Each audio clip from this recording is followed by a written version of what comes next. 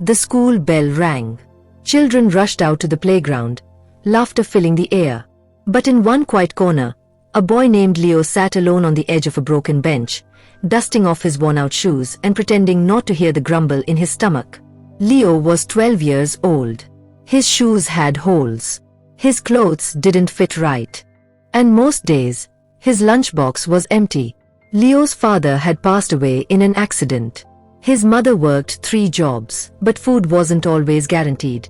But every afternoon, a boy named Zane, tall, shy, and always neat, would walk up, sit beside Leo, and Zane would silently open his own lunchbox and split his sandwich in half.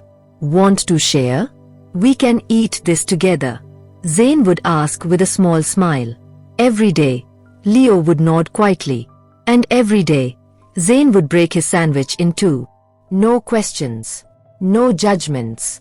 Just shared silence and sandwiches. They never spoke much, but they shared something more than food: dignity, kindness, and quiet friendship. What Leo never knew was that Zane's life wasn't perfect either. At home, Zane's parents barely noticed him. His father was always traveling.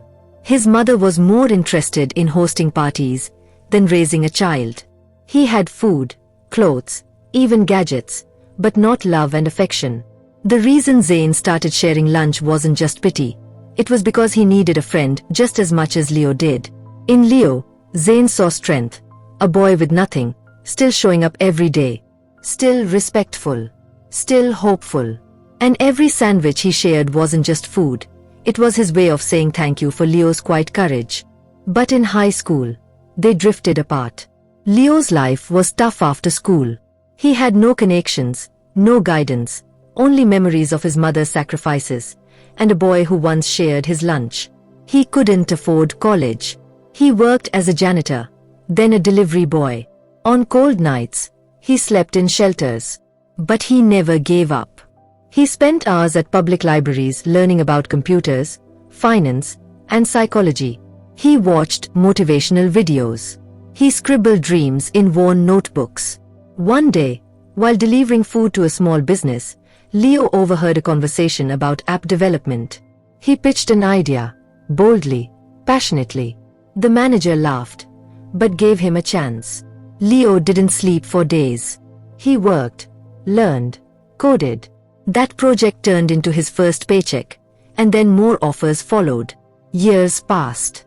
Leo eventually launched Hope Mind, an app for mental health and emotional well-being. It grew fast. Investors noticed. And suddenly, the boy who once had no lunchbox was giving TED talks. But he always remembered Zane. Years later, at a global philanthropy awards ceremony in New York, Leo was invited as a keynote speaker. Among the sea of faces in the audience, one man caught his eye, sitting quietly in a grey suit, a soft smile on his face, holding something gently in his lap as he watched Leo with pride. Their eyes met. Leo paused for a moment, heart stirred by past connection.